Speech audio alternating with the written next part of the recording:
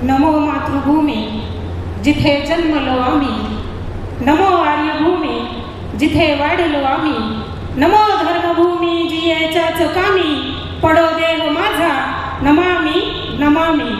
पवित्र अशा भारत मातेला सगळ्यात पहिल्यांदा नमस्कार. जिनं मला जन्म दिला, वाढवलं आणि जिहाद यांच्या तावडीत न सापडता इथपर्यंतचा प्रवास करण्यासाठी सुखकर असं घडवलं, त्या माझ्या आईला व्यासपीठावरून नमस्कार. अवघ्या विश्वाचं निर्माण करणाऱ्या इथं बसलेल्या सर्व मातृशक्ती, स्वराज्याकडून सुराज्याकडे नेणारी राष्ट्रभक्ती आणि भारतभूमीला पारतंत्र्याच्या दास्यातून मुक्त करणाऱ्या समस्त वीरांना, समाज सुधारकांना मानाचा मुजरा करते. मातृत्वाच्या गौरवाचा मानदंड प्रस्थापित करणारी राजमाता राष्ट्रमाता जिजाऊ माँसाहेब, तुमच्या आणि माझ्या आपल्या सगळ्यांच्याच अंधाऱ्या जीवनात ज्ञानाचा प्रकाश देणारी सावित्रीबाई फुले, पहिली लेखिका ताराबाई शिंदे, पहिली संपादिका तानुबाई विरजे या समस्त स्त्री शक्तींचं या ठिकाणी स्मरण करते आणि असाच प्रवास करत करत माझ्या समोर असलेल्या सगळ्या मातृशक्तींच्या चरणावरती नतमस्तक होते. आत्ता शिक्षकांनी आपल्याला संघ म्हणून शताब्दी निमित्तानं पंचपरिवर्तनाचा विषय सांगितला की 5 परिवर्तनं समाजामध्ये घडली पाहिजे. ते 5 परिवर्तनं करण्याची सर्वस्वी जबाबदारी मला असं वाटतं मातृशक्तीवरती. त्याचं कारण असं, आपण जर 5 पातशाह्यांचा इतिहास पाहिला, या भारतभूमीवर जी जी इस्लामिक आक्रमण झाली त्या आक्रमणाचा केंद्रबिंदू पाहिला तर त्या आक्रमणाचा केंद्रबिंदू आमची मातृशक्ती आहे. याचं एकमेव कारण की या जगामध्ये सर्वात श्रेष्ठ काय असेल तर भारतीय कुटुंब व्यवस्था, आणि या भारतीय कुटुंब व्यवस्थेचा कणा म्हणजे आमची भारतीय स्त्री आहे. आणि या भारतीय स्त्रीवरती हल्ला केला, तिच्यावर आक्रमण केलं की 5 पातशाह्यांना या भारतभूमीवरती सत्ता गाजवणं सहज सोपं होतं. म्हणून आक्रमणाचा केंद्रबिंदू आमची भारतीय स्त्री राहिली. जिजाऊ माँसाहेबांनी स्वराज्याचा संकल्प केला आणि शिवप्रभूंच्या द्वारे तो प्रत्यक्षात अंमलात आणला असं आपण बरेच वेळेला ऐकतो. जिजाऊ माँसाहेबांनी स्वराज्याचा संकल्प करताना त्यावेळेला काय झालं होतं, जिजाऊ माँसाहेबांच्या जाऊबाई म्हणजे यमुनाबाई, शहाजीराजांचे चुलत बंधू खेळोजीराजे यांच्या पत्नी गोदावरी नदीच्या काठाला स्नानाला गेल्या असताना महबत खान नावाच्या इस्लामिक दहशतवाद्याने यमुनाबाईंना पळवून नेलं. आणि जिजाऊ माँसाहेबांच्या मनामध्ये प्रश्न निर्माण झाला की माझ्या घरातली, जिजाऊ माँसाहेब सरदार घराण्यातल्या, शहाजीराजे निजामशाहीकडे चाकरी करायचे, माझ्या सरदार घराण्यातली स्त्री जर सुरक्षित नाही तर माझ्या सामान्य स्त्रियांचं काय. आणि मग या स्त्रिया, या भारतभूमीतल्या, या हिंदवी साम्राज्यातल्या स्त्रिया लेकी बाळी सुरक्षित राहायला पाहिजे. आणि त्या सुरक्षित राहायच्या असतील तर मला या भारतभूमीला एक राजा दिला पाहिजे. आणि तो राजा देण्यासाठी आवश्यक असलेले सगळे संस्कार जिजाऊ माँसाहेबांनी छत्रपती शिवप्रभूंवरती केले. आणि आपण सगळेजण भाग्यवान की या नारायणगावच्या मातीमध्ये शिवप्रभूंचा जन्म झाला. जिजाऊ माँसाहेब जेव्हा छत्रपती शिवाजी महाराजांना जन्माला घालत होत्या किंवा या भारतभूमीला मला एक राजा द्यायचा आहे हे करत होत्या, तेव्हा अत्यंत प्रतिकूल परिस्थिती होती. त्यावेळेला जिजाऊ माँसाहेबांनी विचार केलाय, आपल्या सगळ्यांना, इथे बसलेल्या सगळ्या मातृशक्ती सदन कुटुंबातल्या आहेत, सगळ्या जणी आई झालेल्या आहेत, आपल्या सगळ्यांना डोहाळे लागलेत. भारतीय कुटुंब व्यवस्थेमध्ये 16 संस्कारांमधला अत्यंत महत्त्वाचा संस्कार म्हणजे गर्भसंस्कार आहे, बरं ना. आणि सगळ्यांना आई होताना डोहाळे लागतात, तसे जिजाऊ माँसाहेबांना डोहाळे लागले. जिजाऊ माँसाहेबांना डोहाळे लागले, मी हत्तीवर स्वार व्हावं, मी घोड्यावर स्वार व्हावं, माझ्या हाती राजसत्ता असावी, मी सज्जनांचं रक्षण करावं, मी दुर्जनांचं निर्दालन करावं. आजच्या माझ्या माय भगिनींना काय डोहाळे लागतात. माझ्यासमोर तो एडेड बॉक्स असावा, तो शनया आणि गुरुनाथची सिरियल मी आनंदाने पाहावी, मग हिचा नवरा तिच्याबरोबर, तिचा नवरा तिच्याबरोबर, आणि ती राहणार कुणाबरोबर याची चिंता आम्ही घरात वाहतो. आत्ता शिक्षकांनी सांगितलं की कुटुंब प्रबोधनामध्ये कुटुंब म्हणून आम्ही एकत्रित काय काय केलं पाहिजे. 7 वाजता घरामध्ये रिमोटवरनं भांडणं होतात. आजीला स्वामी नावाची सिरियल पाहायची असते, आमच्या माता भगिनींना शमे आणि गुरुनाथ पाहायचा असतो, आणि आमच्या सगळ्या बंधूंना ती भारत पाकिस्तानची मॅच बघायची असते. सिरियल बघण्यावरनं, टी व्ही बघण्यावरनं आमच्या घरात एकमत होत नाही. कारण काय, आम्ही या सगळ्या भ्रमिष्ट जगात वावरतोय. आम्ही एकमेकांबद्दल आमच्यामध्ये प्रेम नाही, आमचं प्रेम टी व्हीवरती आहे. प्रत्येक आईला वाटतं की छत्रपती शिवाजी महाराजांच्या विचारांवरती चालणारा माझ्या घरात मुलगा आणि जिजाऊ मासाहेबांच्या विचारांचं आचरण करणारी माझ्या घरात मुलगी जन्माला यावी, माझ्या घरामध्ये रोज शुभंकरोती व्हावी, माझ्या घरामध्ये रोज भजन व्हावं. प्रत्येक आईला वाटतं की नाही. मी सगळा विषय महिलांना सांगणार आहे. प्रत्येक आईला, कुठल्याच आईला वाटत नाही की माझा मुलगा चोर व्हावा, दरोडेखोर व्हावा. प्रत्येक आईला वाटतं माझा मुलगा या भारतभूमीचा सुजाण नागरिक व्हावा, त्याला शुभंकरोती यावी. हे वाटत असताना मुलाला रोज आई शुभंकरोती म्हणताना दिसली पाहिजे. दिसते का? आम्हाला फक्त वाटतं की माझा मुलगा असा असला पाहिजे. कुटुंब प्रबोधन आपण जेव्हा सांगतोय, या भारतभूमीची कुटुंब व्यवस्था अबाधित ठेवण्याची सर्वस्वी जबाबदारी मातृशक्तीची आहे. त्यावेळेला माझ्या कुटुंबामध्ये रोज शुभंकरोती म्हटली जावी. हे मी म्हणत असेल तेव्हा माझा मुलगा, माझी मुलगी नक्की म्हणणार आहे. माझं घर हे हिंदू कुटुंब, हिंदू घर दिसलं पाहिजे, ज्याला आम्ही भवन असं म्हणतो.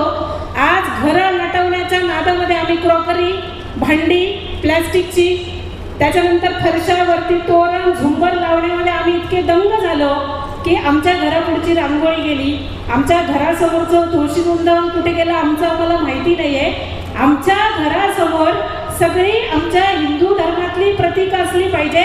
येणाऱ्या प्रत्येकाला बाहेरून दिसल्यावरती हे घर हिंदू आहे हे घराकडे पाहिल्यावर समजलं पाहिजे.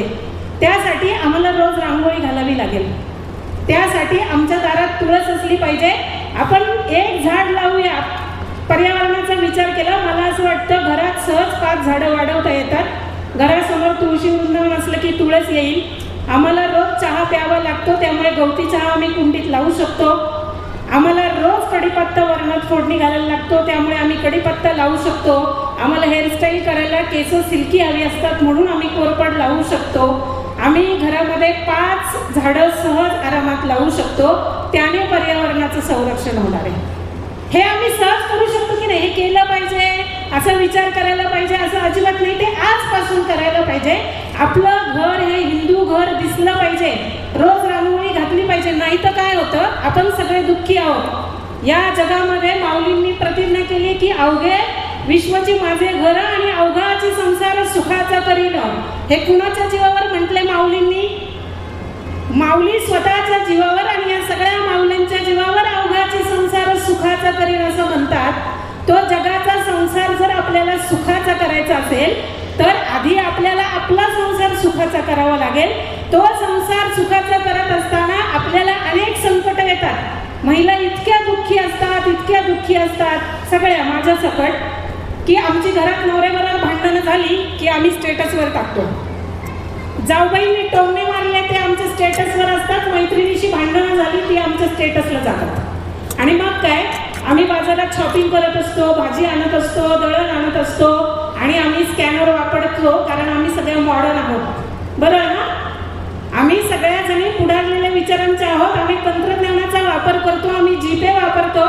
आमचे सगळे नंबर आमच्या बाजारातल्या टोपीवाल्यांकडे गेलेले असतात. आणि मग तिथे आम्ही किती दुःखी आहे, माझ्या कुटुंबात मला किती त्रास आहे हे त्याला सोशल मीडियावर दिसतं. आणि मग तो आपल्याशी संवाद साधतो, फोन करतो, गप्पा मारतो. आणि मग आपल्याला असं वाटतं बाई माझी किती काळजी घेतो.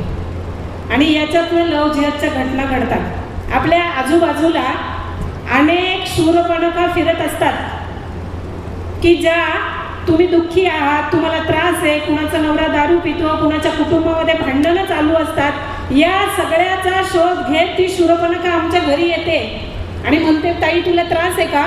मग मी काय करते, तुझ्यासाठी एक प्रार्थना करू का? मग आपण म्हणतो बाई किती चांगली बाई आहे, कोण कुणाची, माझं तिचं काही देणं नाही घेणं नाही, माझी मैत्रीण नाही, नातेवाईक नाही, तरी सुद्धा माझ्या संसारासाठी, माझ्या कुटुंबाच्या कल्याणासाठी प्रार्थना करतेय. मग आपण तिचं आनंदाने स्वागत करतो. पुढच्या आठवड्यात परत येते ठरल्याप्रमाणे. मग आम्ही चहा करतो, पोहे करतो, उपमा करतो, नंतर तिला जेवायला करतो आणि आमची तिच्याशी घट्ट मैत्री होते. मग ती म्हणते मी एकटीच येते, आता पुढच्या वेळेला मी माझ्या 2-3 लोकांना घेऊन येते, म्हणजे सामूहिक प्रार्थना केली की तुझी संकट निवारण होतील. आणि मग आपण सगळ्यांना आमंत्रित करतो. सगळेजण घरात म्हणून छान प्रार्थना करतात आणि समोर त्यांना गणपतीचा, शिवप्रभूंचा, जिजाऊंचा, ज्ञानेश्वर माऊलींचा फोटो दिसतो आणि ते आपल्याला सांगतात की तुझ्यावरचं संकट सहज निवारण होईल. फक्त अडचण काय आहे की तुझ्या घरातले हे जे सैतान आहेत ते तुला त्रास देतात, ते काढून ठेव, ते बांधून ठेव, ते कपड्यात बांधून पोटमाळ्यावर ठेव. आणि मग आम्ही तिच्या इतके कह्यात आलेलो असतो की आम्ही सगळं काढून बघू तरी काय होते म्हणून काढून ठेवतो. थोड्या दिवसांनी ही प्रार्थना चालू राहते आणि मग सांगितलं जातं की तुमचे देव ते सैतान घराच्या बाहेर काढून टाका. आमचे देव भीमा नदीच्या, इंद्रायणीच्या नदीमध्ये जातात. आमचा कधी बाप्तिस्म होतो आणि आमचं धर्मांतरण कधी होतं हे आम्हाला सुद्धा कळत नाही. आणि ह्या सगळ्याचा केंद्रबिंदू आहे मातृशक्ती. सगळ्यात पहिल्यांदा हल्ला होतो महिलेवरती. त्यामुळे आपण किती दुःखी असलो, जिजाऊ मासाहेबांना दुःख नव्हतं का? शहाजीराजे निजामशाहीकडे चाकरी करायचे. बाल शिवबांना घेऊन मासाहेब पुण्यात आल्या. का आल्या? एका सरदाराची बायको होत्या की नाही, छान पंख्यावर खाली हवा खात चोपाळ्यावर पाय ठेवून बसू शकत होत्या. पण रयतेचं दुःख, वेदना सहन होत नव्हत्या. म्हणून जिजाऊ मासाहेब बालशिवबांना घेऊन पुण्यात आल्या आणि स्वराज्य निर्माण करण्याचा संकल्प केला. आम्हाला फक्त आमचं कुटुंब सुरक्षित ठेवायचंय. त्यात सुद्धा आम्हाला इतकं वाटतं की आम्ही खूप दुःखी आहोत, कष्टी आहोत. बरं ठीक आहे, प्रत्येकाला दुःख आहे, पण आम्ही काय करतो ते दुःख आमचं सोशल मीडियावर व्यक्त करतो. आणि मग हे जे काही जिहादी मानसिकतेचे लोक आहेत हे तुम्हाला हेरत असतात आणि मग तुमच्याशी मैत्री करणार, गप्पा मारणार, काही ऑफर लागली तर तुम्हाला फोन करणार. आणि आम्हाला असं वाटतं भैयाला माझी किती काळजी आहे, तो भैया नाही आहे, तो जिहादी आहे. आणि हे सगळं करत असताना FC रोडला पुण्यामध्ये आमच्याकडे 200 रुपयाला 4 टॉप मिळतात. 4 टॉप इकडे मिळतात का नारायणगावला? अशी ऑफर लागते आमच्याकडे. साधा विचार करायचा, 200 रुपयामध्ये 4 टॉप विकतो. अशी कुठली मॅन्युफॅक्चरिंग कंपनी हो? एक टॉप शिवायला आम्हाला किती कापड लागतं? 2 मीटर, बरोबर की नाही? 2 मीटर कापड लागतं, त्याची शिलाई लागते, त्याचा मॅन्युफॅक्चरिंगचा खर्च आहे, त्याचा प्रवासाचा खर्च आहे. आणि तो तिकडे ऑफर लावतो आणि आमच्या FC कॉलेजमधल्या सगळ्या मुली तिथे ऑफर लागली म्हणून जातात. त्याचं इंटेन्शन टॉप विकणं आहे का? आम्ही लॉजिकली विचार करत नाही. आम्हाला फुकट राशन मिळालं, आम्ही रांगेत उभे राहतो. फुकट राशन का मिळतंय याचा आम्ही कधी विचार करत नाही. आम्ही हळदी कुंकाचे कार्यक्रम करतो. आत्ता दादांनी सांगितलं की महिला हळदी कुंकाच्या कार्यक्रमानिमित्त एकत्र येतात. अत्यंत आनंदाची गोष्ट आहे. काय करतो आम्ही? हळदी कुंकाला एकत्र येऊन काय प्रबोधनात्मक कार्यक्रम करतो का? आम्ही एकसारख्या साड्या नेसतो, त्याचे फोटो काढतो, ते सोशल मीडियावर टाकतो. त्याचं एकमेव कारण असतं माझी मैत्रीण जळाली पाहिजे, माझ्या जावयाला दुःख झालं पाहिजे. याच्या पलीकडे हळदी कुंकासाठी एकत्र येण्याचं आमचं काय इंटेन्शन आहे? किंवा तिथे काहीतरी प्लॅस्टिकचा डब्बा, चाळणी, गाळणी, खिसमी असं काहीतरी मिळणार असतं. त्या प्रलोभनाला बळी पडून आम्ही हळदी कुंकाच्या कार्यक्रमात जातो. असं कधी पेनचं वाटप झालं का हळदी कुंकाच्या कार्यक्रमात? संघ शताब्दीची पुस्तकं वाटली का हळदी कुंकाच्या कार्यक्रमात? हळदी कुंकाच्या कार्यक्रमामध्ये कुठे प्रबोधनाचा कार्यक्रम झाला का? नाही. नानींना राग येईल, काकींना राग येईल म्हणून आम्ही पळत पळत हळदी कुंकाच्या कार्यक्रमाला जातो. नानीला काही राग येत नाही आपण गेलो नाही तर. आम्हाला त्या डब्यासाठी हळदी कुंकाला जायचं असतं. तिथे आम्ही छान नटतो, मुरडतो, सगळं करतो. हे करत असताना आम्ही कुठे चाललोय? आता आम्ही सोशल मीडियावरती खूप इंस्टाग्रामवरती रील्स पाहतो. आईला, सगळ्या आईला मुलीची मैत्रीण बनायचंय. कशासाठी? सगळ्या आईला ड्रेसमध्ये फिरायचंय. दादांनी आता सांगितलं की पाश्चात्यांनी आमच्यावर 150 वर्ष इंग्रज आमच्या छाताडावर नाचून गेले. मॅकोलेने त्याची शिक्षण पद्धती आमच्यावर थोपवली आणि इंग्रजांनी तो गाऊन आमच्या बोकांडी चढवला. तो अजून 150 वर्षात आमचा उतरला नाहीये. कुठून आले हे प्रोडक्ट? वेशभूषेचा विचार करतो. जिजाऊ मासाहेब 9 नेसायच्या का तर मासाहेबांना घोड्यावर स्वार होता यावं, हत्तीवर स्वार आहे. गाऊनवरती कसं बसणार तुम्ही घोड्यावर? ते हिरोच्या मागे होंडा बसता येणार नाही. हा गाऊन, हा पोशाख पाश्चात्यांनी आमच्यावर केलेलं आक्रमण आहे, आम्ही विसरलो नाही. आम्ही दिवसभर गाऊन घालून बोंबलत गल्लीत फिरतो. हा आमचा पोशाख आहे. फार तर एखादा प्रतिष्ठित संयोजक, आमदार, खासदार आला तर त्या गाऊनवर आम्ही ओढणी घालतो. कशासाठी? मुलीचे ड्रेस मला बसले पाहिजे, मी स्लिम फिट आहे. अगं तुम्ही आई आहात. आई ही आईसारखी असली पाहिजे, आई ही आईसारखी दिसली पाहिजे. आईच्या पोटावर स्ट्रेच मार्क्स असले पाहिजे, कारण ते आई असण्याच्या खुणा आहेत. आणि आम्ही मुलीची मैत्रीण बनायला जातो आणि मग काय, मला मिळालं नाही, माझ्या सासूबाईंनी मला स्वातंत्र्य दिलं नाही आणि माझ्या कुटुंबामध्ये मला अभिव्यक्ती स्वातंत्र्याचा दर्जा मिळाला नाही.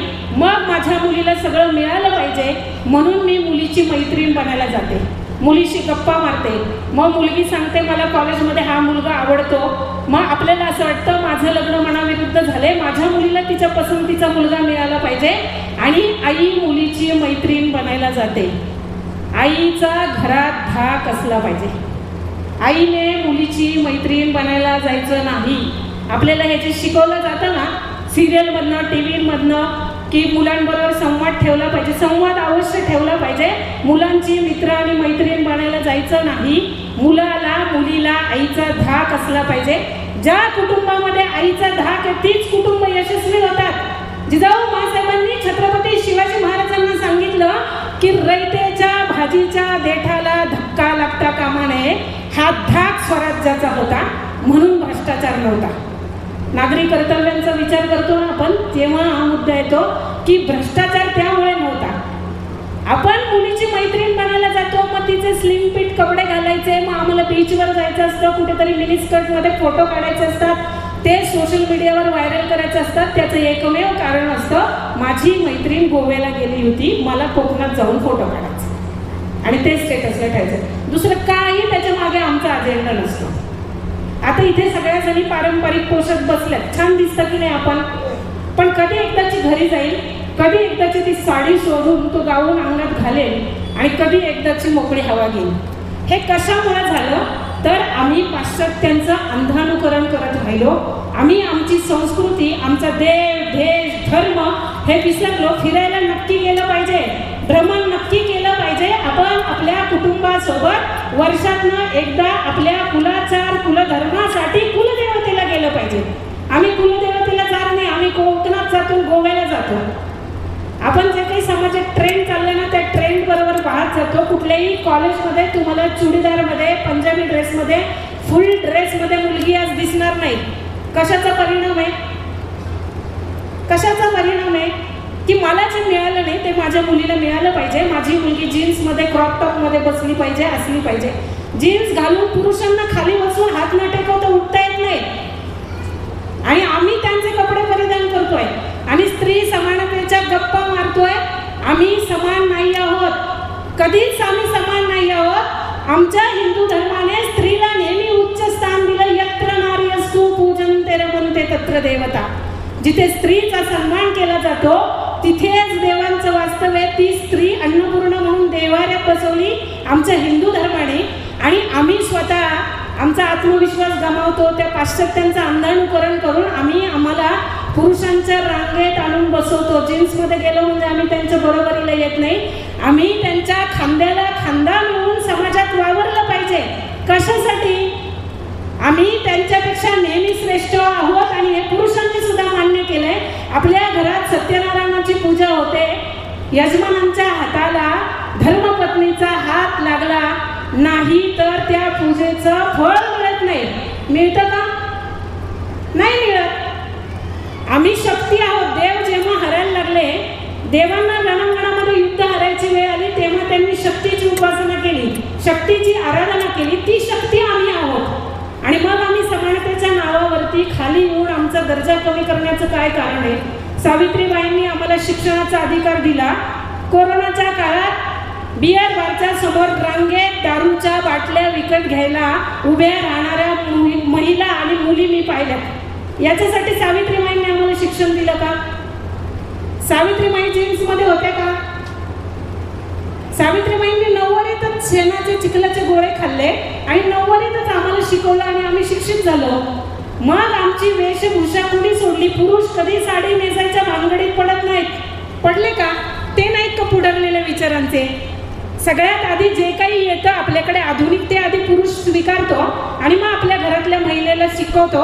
इथं बसलेल्या प्रत्येक पुरुषाला वाटत असेल की माझी पत्नी व्यासपीठावर गेली पाहिजे.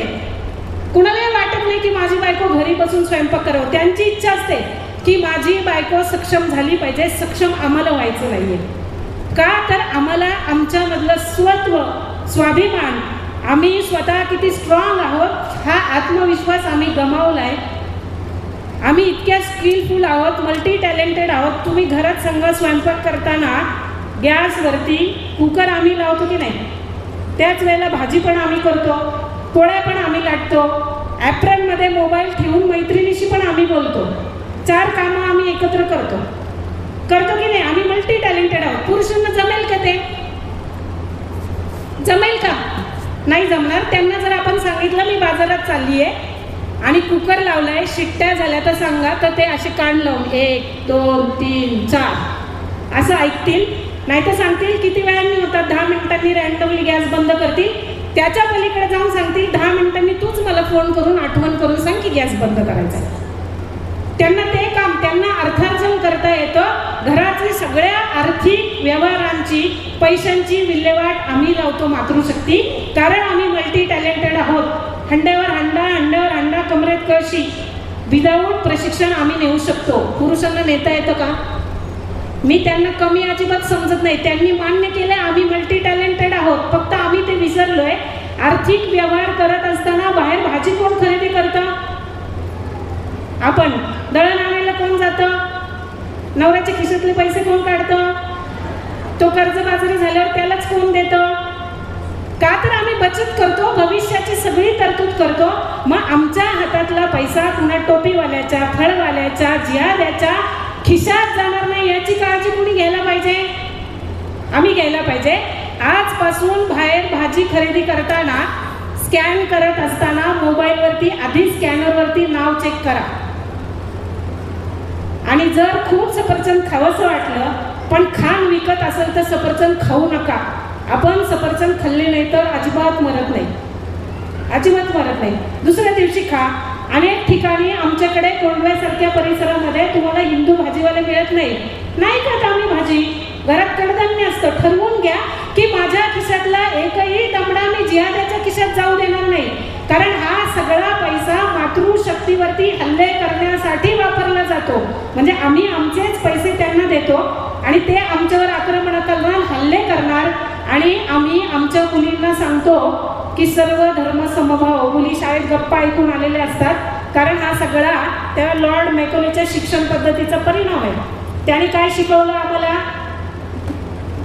स्त्री पुरुष समानता. मग आमची मुलगी कपाळाला कुंकू लावत नाही. शाळा सांगते आमच्या इंग्रजी माध्यमांच्या शाळांमध्ये हे चालत नाही आणि आम्ही डोळे बंद करून ते स्वीकारतो की आमच्या शाळेमध्ये हे चालत नाही. आजच्या तर इतक्या प्राऊड फील करून मला सांगतात ना, ताई माझ्या नातवाची शाळा इतकी भारी आहे ना, तिथे टिकली चालत नाही, गंध चालत नाही, पायात पैंजण नाही, हातात तोरण नाही. अगं ती भारी नाही शाळा, ती तुला तुझ्या धर्मापासनं, तुझ्या संस्कृतीपासनं बाजूला नेतीये. 18 वर्ष जर आम्ही आमच्या मुलींना सुटकी कपाळानं स्वतःचा चेहरा आरशात बघायला शिकवला तर लग्नानंतर किंवा मुलगा बघायला येईल तर तिला कपाळावर टिकली आवडेल का? मग ती काय म्हणते? मला सूट करत नाही. मग आई म्हणते बाई सांगितलेलं ऐकतच नाही, तिच्या पुढे हात टेकले. तिचा दोष नाहीये. तू पहिल्यापासून तिला सूट होत नाही, तिला आवडत नाही, जाऊ दे लहानच आहे, करेल नंतर, सांगू नंतर असं म्हणत आपण तिला एक्सक्यूज देत गेलो. जाऊ दे नंतर करेल करेल करेल. लहानपणापासून आम्ही तिच्या माथ्यावर टिकली चिकटवली पाहिजे. तिला सांगितलं पाहिजे त्याचं महत्त्व.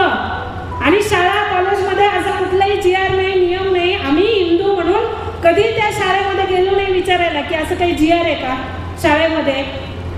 नाही, उलट काय, माझ्या मुलीची शाळा कॉन्व्हेंटची आहे तर तिथे स्लीवलेसमध्ये मी गेलं पाहिजे म्हणजे मी प्रतिष्ठित असल्याचा मला फील होतो, मी मॉडर्न असले पाहिजे. आणि मग आम्ही काय करतो, लेगिन्समध्ये जातो, आम्ही स्लीवलेसमध्ये जातो, शाळेमध्ये मस्त मिरवतो आणि मुलांना पण असं वाटतं की मग आमची आई मॉडर्न आहे. याच्यातनं काय होतं, आम्ही सगळे संस्कार माझ्या वयाच्या इथे बसलेल्या सगळ्या मधल्या पिढीची ही जबाबदारी आहे की आम्ही सगळ्यांनी आमचे संस्कार, आमचा धर्म, आमचे कुलाचार सोडले. आम्ही त्याच्याकडे बारकाईने लक्ष नाही दिलं, कारण आम्ही मॉडर्न बनण्याच्या नादात सगळे चाललोय. आणि हे सगळं परिवर्तन करण्याची क्षमता फक्त मातृशक्तीमध्ये, महिलांमध्ये, कारण महिलाच हे करू शकते. त्या मल्टी टॅलेंटेड आहेत, त्यांच्यामध्ये बदल करण्याची क्षमता आहे. एका वेळेला अनेक कामं त्या करू शकतात. हे फक्त आम्हाला आमच्या स्वचा बोध झाला पाहिजे. पर्यावरणाचा जेव्हा आम्ही विषय करतो, 5 झाडं लावली पाहिजे असं सांगतो, त्याच वेळेला घरात प्लास्टिक आणतं कोण? पुरुष आणतो का खिशात? कधी भाजीला गेल्यावर प्लास्टिकची पिशवी आणतो आम्ही, सफरचंद आम्ही आणतो. कशासाठी आणतो माहिती आहे का? आम्ही आमच्या घरात महानगरपालिकेने किंवा ग्रामपंचायतने एक प्लॅस्टिकचा डब्बा दिला आहे की ज्याच्यामध्ये आम्ही कचरा टाकला पाहिजे. आणि मग तो कचरा स्वच्छता कामगाराला दिल्यावर तो प्लॅस्टिकचा डब्बा धुवून आम्हाला रियूज करता आला पाहिजे. पण आम्ही काय करतो, त्या प्लॅस्टिकचा डब्बा खराब होऊ नये म्हणून आम्ही त्याच्यात एक प्लॅस्टिकची पिशवी घालतो. ती प्लॅस्टिकची पिशवी पण खराब होऊ नये किंवा त्याच्यामध्ये कचरा टाकायला वाकून आमच्या कमरेला त्रास होऊ नये म्हणून आम्ही किचन वाट्यावर एक पिशवी ठेवतो, एक प्लॅस्टिकचा डबा ठेवतो. मग आमचे कांदे कापलेले, बटाटे सोललेले, काकडी सोललेली सगळी टरफलं आमच्या किचन ओट्यावरच्या पिशवीत जातात. तिथून ती टरफलं आमच्या खालच्या प्लॅस्टिकच्या डब्यातल्या पिशवीत जातात. आणि मग सकाळी स्वच्छता कामगाराला आम्ही ती पिशवी काढून देतो. आमच्या घरातल्या कचऱ्याचा डब्बा खराब होऊ नये म्हणून आम्ही काळजी घेतो. मग आमच्या घरातल्या मुली जिहाद्यांच्या तावडीत जाऊ नये, आमच्या घरातल्या मुलगी ख्रिश्चन होऊ नये, कुणी फादर आणि चादरवाल्याच्या नादी लागू नये म्हणून आम्ही काय काळजी घेतो? तर आम्ही काळजी घेतली पाहिजे. आमच्या मुलीला रोज हिंदू धर्म शिकवला पाहिजे, मुलाला पण शिकवला पाहिजे. तुमची मुलगी डॉक्टर झाली पाहिजे, इंजिनियर झाली पाहिजे, वकील झाली पाहिजे, ती अंतराळात गेली पाहिजे, नाही तर पाताळात गेली पाहिजे. मुलगीला भाकरी करता आली पाहिजे, मुलीला स्वयंपाक करता आला पाहिजे. हे शिकवण्याची जबाबदारी आईची आहे. पण आई काय शिकवते? मावशी करतील, तू छान IT इंजिनियर हो, स्वयंपाकाला बाई लावू. बाई हा दुय्यम दर्जा, घरात काम करणारी मावशी ही दुय्यम दर्जाची असते. हे आम्ही IT इंजिनियरला सांगतो आणि आम्ही समरसतेच्या गप्पा मारतो. आपण इथे सगळ्या सधन कुटुंबातल्या महिला आहोत, प्रत्येकीच्या घरात कामवाली मावशी आहे. मावशींचा चहा पिण्याचा कप स्वतंत्र असतो. कधी कुठल्या घरामध्ये मावशी सोफ्यावर आपल्या बरोबर बसून पोहे खाते का? अनेक मावशी असतील ज्या स्वतः पण काम करायला जात असतील, त्यांना त्या घरामध्ये तो सन्मान मिळतो का? नाही. आमच्याकडे मार्गशीर्षाचे उपवास असतात, बरोबर ना? आणि मग आम्ही त्याच्या उद्यापनाला काय करतो, कुठल्या तरी जिल्हा परिषद सदस्याची बायको, कुठल्या तरी आमदाराची बायको, कुठल्या तरी बचत गटाच्या अध्यक्षाची बायको आमच्याकडे सवाष्ण म्हणून येते. कधी स्वच्छता कामगार महिला आम्ही आमच्याकडे सवाष्ण बोलवत नाही. बोलवली पाहिजे की नाही?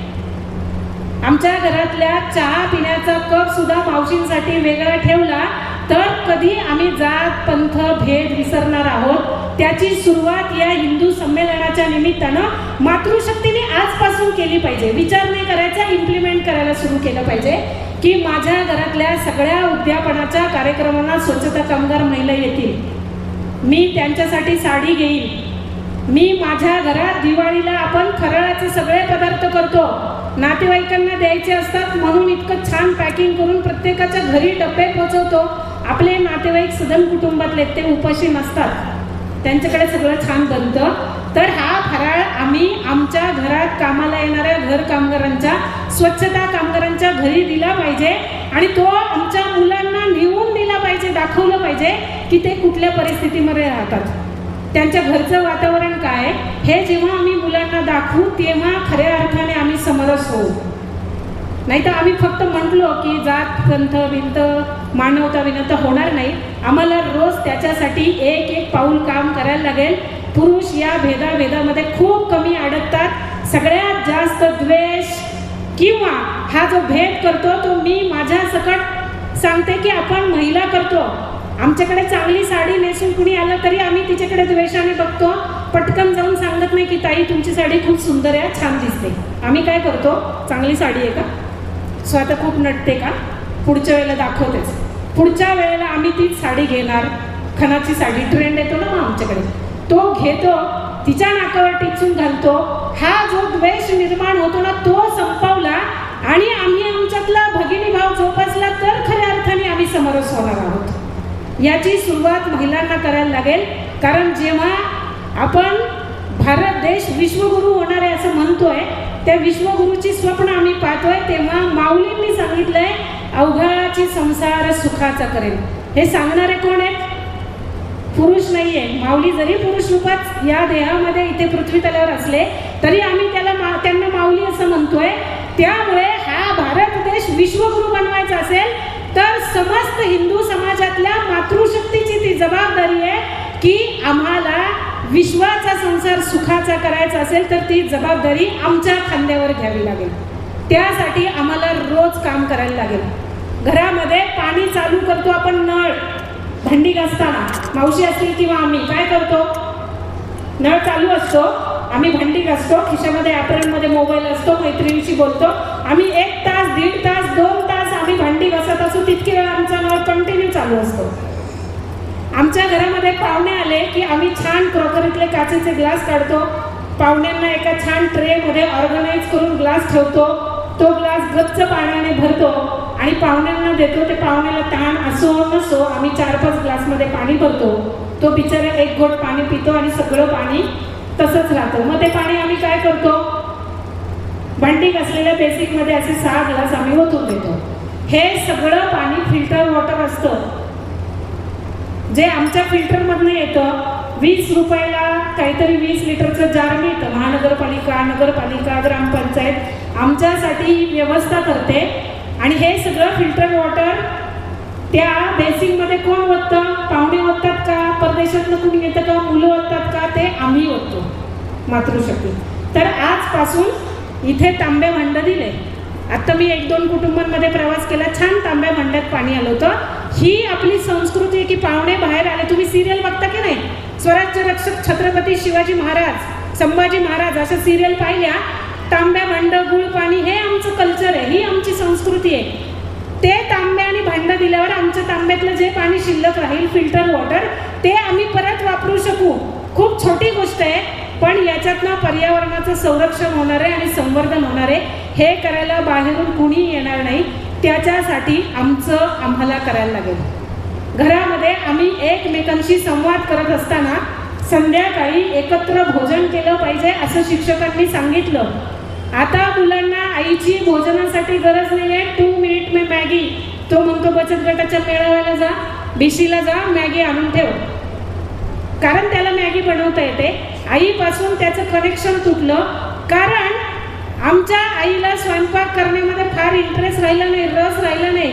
अनेक कुटुंबांमध्ये मी आज ऐकते, हिंदू कुटुंबांमध्ये पुरुषांना पुरणपोळी आवडत नाही असं सांगितलं जातं. ज्या घरात स्त्रीला उत्तम पुरणपोळी बनवता येते त्या घरातल्या कुठल्याही पुरुषाला पुरणपोळी आवडत नाही असं होत नाही. ज्या कुटुंबात पुरणपोळी आवडत नाही त्या अर्थी ती आम्हाला बनवता येत नाही. अशी खूप कुटुंब आहेत. तर ती मला नाही आली तर मी पुढच्या पिढीला कशी शिकवणार आहे? आणि मग आई छान झाली पोळी, पटतंय ना, छान झाली पोळी, हा जो संवाद आहे आमचा संपणार आहे. आम्ही घरामध्ये मोबाईल बघत बसतो, मग कुणीतरी भारत पाकिस्तानची मॅच बघतो, कुणीतरी रील्स बघतं, आई आमची स्टेटस बघते आणि मग दिवसभर तू कुठे होता, काय करत होता, मुलीच्या मैत्रिणी कोण, मित्र कोण, ती कुणाशी गप्पा मारते, ती काय विचार करते याचा शोध आम्हाला लागत नाही. मुलगी जेव्हा भूगोलाच्या पेपरला जाते आणि इतिहास घडवून घरी येते तेव्हा आईला कळतं काहीतरी झालेलं आहे. आमची मुलगी जेव्हा जिहाद्याबरोबर पळून जाते तेव्हा गल्लीपासून दिल्लीपर्यंत सगळ्यांना माहिती असतं, ते आईला माहिती नसतं. कारण काय? आम्ही मुलीशी संवाद साधत नाही या विषयावर. आम्ही फक्त मोकळेपणा देतो तिला. आम्ही देव देश धर्म शिकवत नाही. हा शिकवला पाहिजे. आमची भाषा शुद्ध असली पाहिजे. ग्रामीण भागात कुठे चालला थोबड घेऊन सहज आजी म्हणते, काय गायबाण्यासारखं इकडे तिकडे फिरतो रे. आणि मग मुलगा सुसंस्कारित असला पाहिजे, मुलं चांगली असली पाहिजे अशी आम्ही त्यांच्याकडनं अपेक्षा करतो. कसं शक्य होईल का ते शक्य? आम्ही स्वतः चांगलं बोललं पाहिजे, चांगलं वाचलं पाहिजे. आणि मातृभाषेचा जेव्हा विचार करतो तर इंग्लिशमध्ये बोलण्याची गोष्ट खूप लांबची. हल्ली खूप लहान लहान कुटुंबांमध्ये लहान लहान मुलांना हिंदी बोलण्याचा इतका शौक आहे आणि मग घरातल्यांना असं वाटतं किती छान हिंदी बोलतो.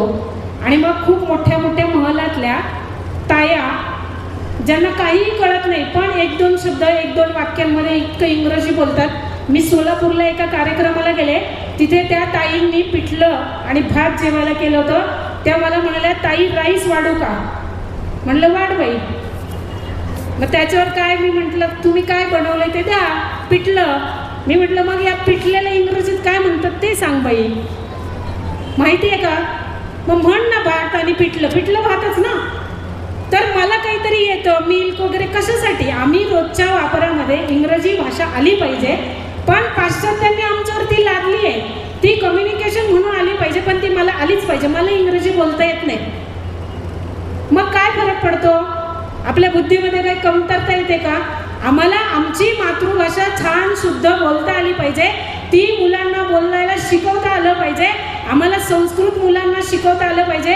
जेवायला बसल्यावर वदनी कवळ म्हणता येत नाही.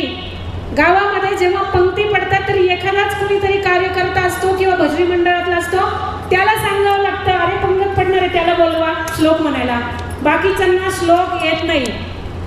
अंत्यविधी झाल्यानंतर तिथे जे काही होतं सगळं, ती करणारी गावात दोनच माणसं शिल्लक आहेत आता. ती गेल्यावर बाकीच्यांची कुणी व्यवस्था करायचा? हे सगळे आचार सोपस्कार आम्हाला आमच्या पुढच्या पिढीला सांगावे लागतील. म्हणून रोज वदनी कवळ घेता, हे रोज नाही म्हणता आलं तरी आठवड्यातनं एकदा आई म्हणून मुलाला आम्हाला शिकवायला लागेल. ते शिकवत असताना आई म्हणून मला आधी ते शिकावं लागेल. बरोबर आहे की नाही? आम्ही रोज काय करायचं हे हा विचार आम्ही इथून घेऊन जायला पाहिजे. हे कुटुंब प्रबोधन आहे. कारण पाश्चात्यांनी आमच्यावरती जे हल्ले केले, आक्रमणं केली, की भारत भूमीची कुटुंब व्यवस्था मोडकळीत काढायची असली तर इथल्या स्त्रीवर हल्ले केले पाहिजे. कारण इथली स्त्री म्हणजे भारतीय कुटुंब व्यवस्थेची शक्ती आहे. आणि ती शक्ती एकदा आमच्या ताब्यामध्ये आली तर आम्ही इथे सहज सत्ता गाजवू शकतो. आणि ती आक्रमणं त्यावेळेला शस्त्रांची होती, आत्ता तशी नाही आहे. पण आपल्यावरचे ते हल्ले संपलेले नाही आहेत. केरळ स्टोरीसारखे सिनेमा बघा. 100 रुपयाच्या मोबाईलच्या कवरसाठी मुली पळून जातात. 100 रुपयाच्या का? घरात मिळत नाही का? तर मुलांशी आपला संवाद नाही. मुलींना असं वाटतं की तो जो कुणी मुलगा आहे तो माझं सगळं ऐकतो आणि तो तिची आपल्या धर्माबद्दलची श्रद्धा डळमळीत करतो. कशी करतो? तर तो तिला सांगतो की तुझं आणि माझं रक्त सारखंच आहे, सर्व धर्म समभाव आहे, आपला ब्लड लाल कलरचंच आहे, असं काहीतरी तिचा बुद्धिभेद केला जातो. त्या पुरोगामींनी काहीतरी त्यांच्या डोक्यामध्ये भरलेलं असतं. मला सांगा, रक्ताचा रंग लाल असला तरी कुणाच्याही शरीरातलं रक्त माझ्या शरीरात भरता येतं का? त्याला काहीतरी प्रोसेस असते ना. तुम्ही महिला मला सांगा की आपण जेव्हा माहेरवरून सासरवर आलो किंवा सासरी आलो तर त्या सासरचं किचन ताब्यात घ्यायला आम्हाला 10 वर्ष लागली की नाही? सासूबाईंचं मन सांभाळा, नवऱ्याला कुठली भाजी आवडते ते सांभाळा, त्या घरामध्ये पोळ्या कशा बनतात हे शिका, भाजीत आधी फोडणीला कांदा घालायचा का आधी जिरी मोहरी घालायची हे शिका. हे सगळं समजून ते किचन माझ्या कंट्रोलमध्ये यायला 10 ते 15 वर्ष जातात आणि मग आपण कुठेतरी स्टेबल होतो. हे आम्ही आमच्या धर्मात लग्न केल्यानंतर इतकी ॲडजस्टमेंट आम्हाला करायला लागते. आणि जेव्हा आमची मुलगी सर्व धर्म समभावाच्या गप्पा आम्हाला सांगते, ती हिंदू धर्म सोडून जेव्हा इस्लाममध्ये जाणार आहे तर तिला किती ॲडजस्टमेंट करायला लागतील, तिला काय काय भोगायला लागेल, तिला काय काय फेस करायला लागेल, हे आम्हाला तिला सांगायला लागेल. आम्हाला सांगितलं जातं की सगळे धर्म सारखे असतात. अरे शेतकऱ्यांच्या भाजीच्या देठाला धक्का लागला नाही पाहिजे असा संस्कार करणाऱ्या जिजाऊ उमासाहेबांनी ज्या शिवप्रभूंना जन्म दिला, त्या शिवप्रभूंचा आणि स्वतः सत्तेवर बसणाऱ्या औरंगजेबाने स्वतःच्या वडिलांना विषारी तेल लावून ज्यांना मृत्यू केला, त्या औरंगजेबाचा छत्रपती शिवाजी महाराजांचा धर्म कसा एक असेल? त्यांचे धर्म वेगळे आहेत पण आम्हाला सांगितलं जातं. आणि शिवप्रभूंनी सर्व धर्म समभाव असं साम्राज्य निर्माण केलं असतं ना, त्यांनी हिंदवी साम्राज्य निर्माण केलंय. हे आम्हाला मुलांना सांगायला लागेल, विशेष करून मुलींना.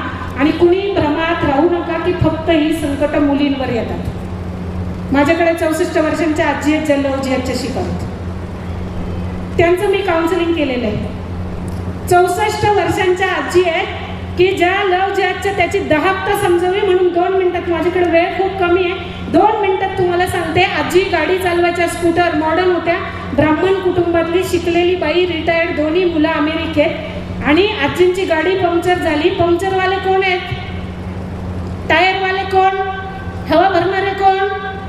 सगळे जिहादी. आजींनी गाडी, त्यांची स्कूटर पंक्चर झाली म्हणून जिहाद्याकडे दिली आणि त्याला सांगितलं पंक्चर काढून दे.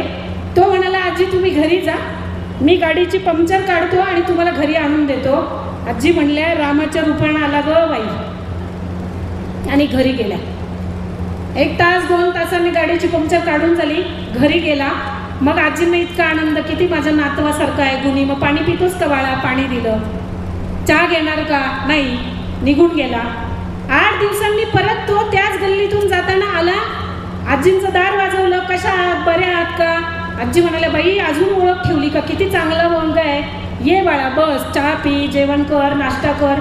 आणि आजींचं आणि त्याचं छान जमायला लागलं. 24 वर्ष वयाचा मुलगा, 62 वर्षांच्या आजी. मला जेव्हा भेटल्या तेव्हा वय वर्ष 64. दोघं एकमेकांशी गप्पा मारायचे. आणि मग त्याचं आजींकडे येणं वाढलं. घरी कोण कोण असतं? एकटाच असतं का? मोठा वाडा आहे, मुलं कुठे असतात? अमेरिकेत असतात. असं सगळं बघून एके दिवशी दुपारच्या वेळेला दार बंद करून आजींवरती अत्याचार केले, त्याचा व्हिडिओ केला. आणि दररोज आजींना तो व्हिडिओ दाखवून 2 वर्ष सातत्याने त्याला वाटेल तेव्हा त्या वेळेला जिहादी आजींच्या घरी यायचा आणि त्यांच्यावरती पाशवी अत्याचार करायचा. आणि तुम्ही हे जर कुठे सांगितलं तर मी तुमच्या मुलांना हे व्हिडिओ पाठवीन. असं म्हणून 2 वर्ष अत्याचार सहन केले. वेदना असह्य झाल्यानंतर 64 वर्षाच्या आजी कर्वे शिक्षण संस्थेत मला भेटल्या आणि मग आजींचं काउन्सिलिंग केलं, जिहाद्याला पकडलं. त्यामुळे कुठल्याही हिंदू स्त्रीने भ्रमात राहायचं नाही की मी आता लग्न झालंय, मी विवाहित आहे आणि मी सुरक्षित आहे. आपण कुणीही सुरक्षित नाही. तुम्ही सोशल मीडियावरती जाताना आपले मित्र मैत्रिणी, इंस्टाग्रामवरती आपण कुणाला हाय हॅलो करतोय हे नक्की तपासा. कुणाशीही मैत्री करायची गरज नाहीये. महिलांनी लक्षात ठेवा, कारण 35-40तल्या महिला घरामध्ये स्टेबल झालेल्या असतात, त्यांना कुटुंबाची थोडी जबाबदारी कमी असते. आणि मगाशी सांगितल्याप्रमाणे कुटुंब आता आपल्या हातामध्ये आलेलं असतं. आपण तिथे निर्णय प्रक्रियेत स्वतः सहभागी असतो. त्यामुळे कुणी विचारत नाही स्वयंपाक केला का, जेवली का. बंधनं थोडी कमी झालेली असतात. आमच्याकडे फार वेळ असतो आणि मग या वेळामध्ये आम्ही सोशल मीडिया बघतो, गप्पा मारतो, हाय हॅलो करतो आणि याच्यातनं आम्ही त्या जिहाद्यांच्या तावडीत अडकतोय. शेवटचा एक मुद्दा सांगते आणि थांबते, कारण आम्ही कुटुंब प्रबोधनाचे विषय सांगत असताना जिहादी आमच्यावर आक्रमणं करतात, अनेक महिलांवरती हल्ले होतात, धर्मांतरण होतं, ख्रिश्चन पास्टर पाद्री येतात आणि आमचे देव पाण्यात टाकून देतात. त्याच्या पलीकडे जाऊन आत्ता सुळसुळाट सुटलेला अत्यंत भयानक आणि हिंदू धर्माला भविष्यात घातक असलेला कार्यक्रम होम मिनिस्टर बघताना सगळे आवडतो की नाही का? कारण आम्हाला स्वातंत्र्य आहे, आमच्या कौशल्यांना वाव मिळतो, आम्हाला आमचे कलागुण सादर करण्यासाठी एक व्यासपीठ मिळतं. होम मिनिस्टर हा कार्यक्रम अतिशय चांगला आहे. माझा आक्षेप आहे भाऊजींवरती. होम मिनिस्टर नावाचा कार्यक्रम कोण चालवतं? भाऊजी. भाऊजी काय करतात? तुम्हाला स्टेजवर बोलवतात, यत्र नारीस्तु पूजन्ते रमन्ते तत्र देवता असं म्हणतो आम्ही. आणि गणपती बाप्पाच्या व्यासपीठावर होम मिनिस्टर नावाचा कार्यक्रम चालतो. नवरात्रीच्या उत्सवामध्ये आमच्या दुर्गा स्वरूप मातेला तो झिंगाटवरती नाचवतो आणि आमच्या छत्रपती शिवाजी महाराजांचे मावळे उघड्या डोळ्यांनी ते बघतात. ज्या छत्रपती शिवाजी महाराजांनी या भारत भूमीमध्ये येणाऱ्या पातशाह्यांच्या महिला भगिनींना सुद्धा साडी चोळीचा सन्मान दिला, त्या हिंदवी साम्राज्यामध्ये आमच्या भारतीय स्त्रीवरती, हिंदू स्त्रीवरती हा माणूस अशा प्रकारे गलिच्छपणाने शिंतोडे उडवत असतो आणि आमचे छत्रपती शिवाजी महाराजांचे मावळे उघड्या डोळ्यांनी बघतात. फुगे फुगवायचे, ते खुर्चीवर ठेवायचे आणि त्याच्यावर बसून फोडायचे. याच्यात कसला पराक्रम आणि पुरुषार्थ आहे मला सांगा? फोन लावला जातो नवऱ्याला आय लव्ह यू म्हणा आणि पुरुष पण तिकडनं हसतो फिरी फिरी फिरी फिरी, आणि समोर बसलेले पण पुरुष ऐकतात. ती बाई लाजून लाजून मेलेली असते.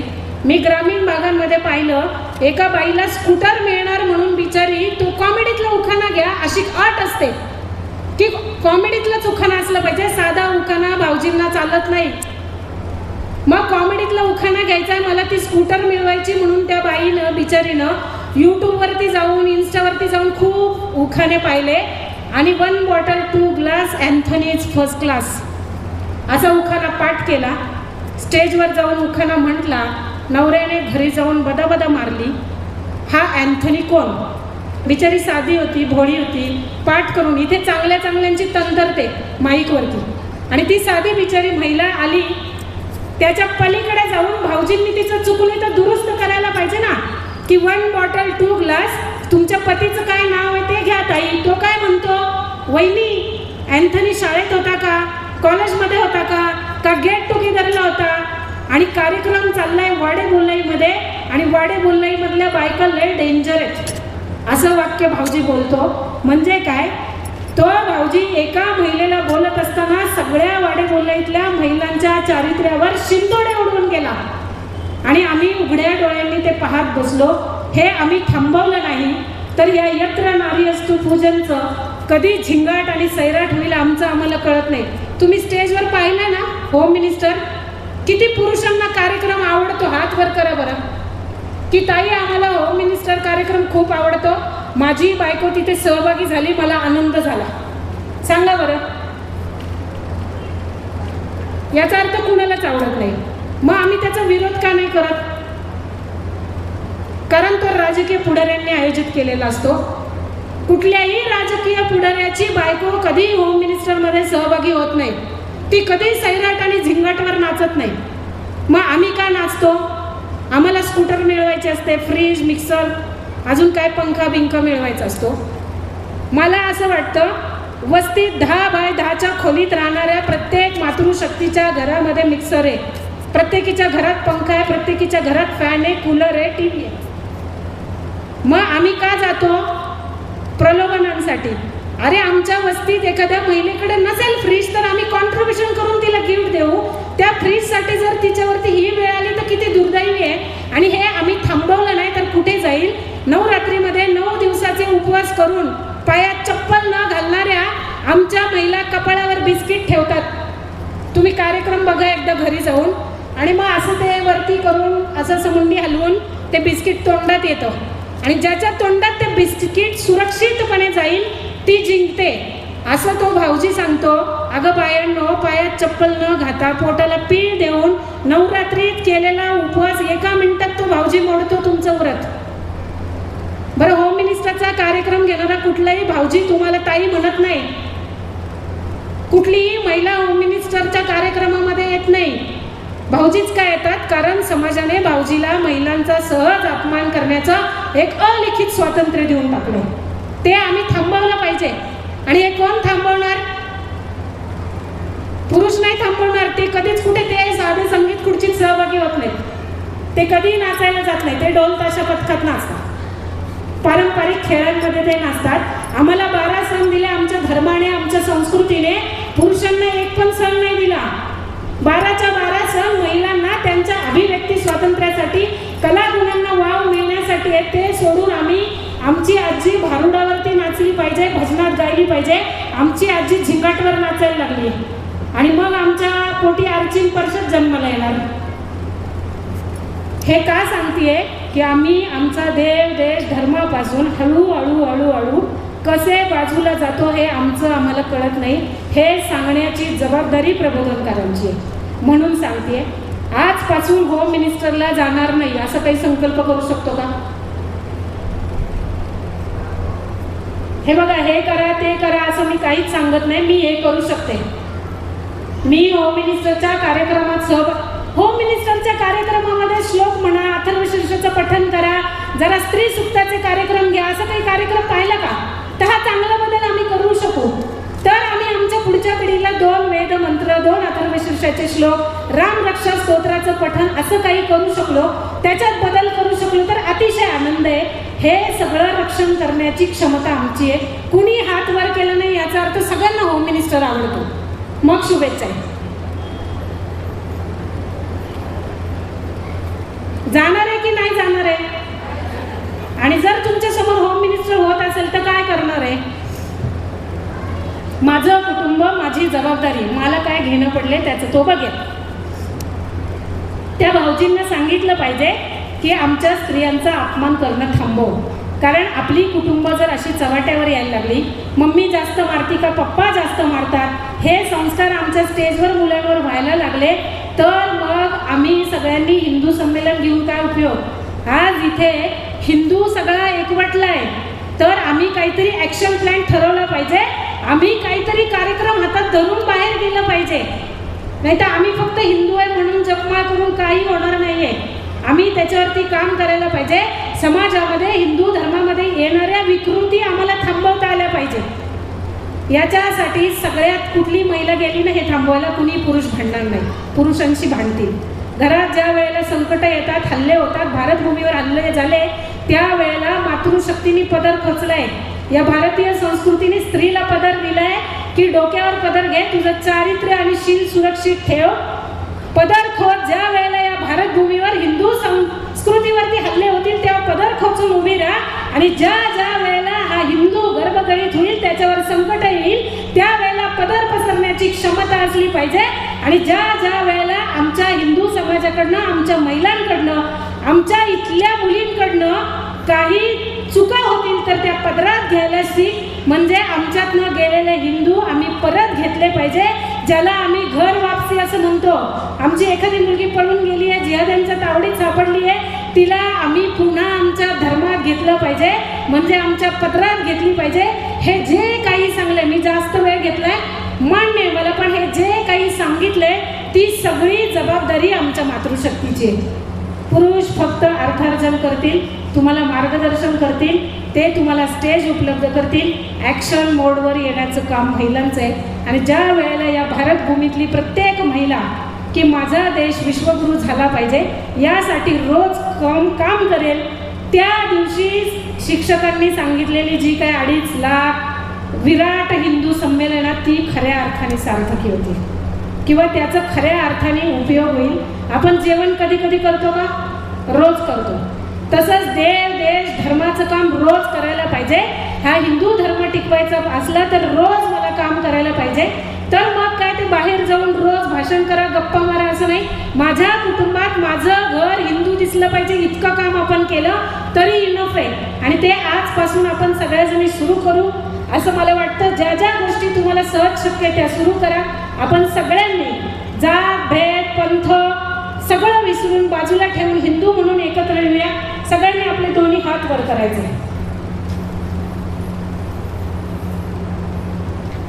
दोन्ही हात छान वर करायचे. महिलांनी साड्या नेसल्यात, मला माहिती आहे साडी हात वर जाणं खूप आवड, कारण आम्हाला त्याची सवय नाही. मी सांगेन ना जाती ना पंथ, काय म्हणणार, फक्त हिंदुत्व. ठीक आहे, किती जोरात म्हणायचं. जिहाद्यांच्या कांठ्याला बसल्या पाहिजे. विराट असं शब्द वापरला ना आपण, विराट हिंदू संमेलन, तर बाहेर पडलं पाहिजे इथं काहीतरी विराट होते ना. जाती